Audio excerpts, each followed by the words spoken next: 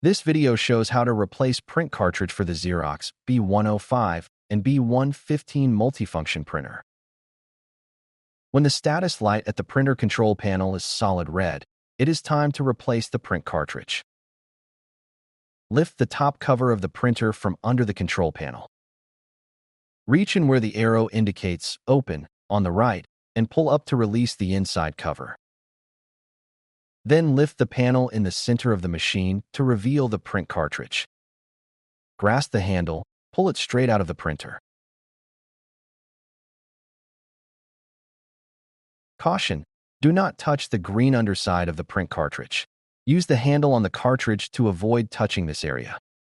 Before installing, slowly shake the cartridge 5 or 6 times to distribute the toner evenly inside the cartridge. Hold the print cartridge by the handle and slowly insert the cartridge into the opening in the printer.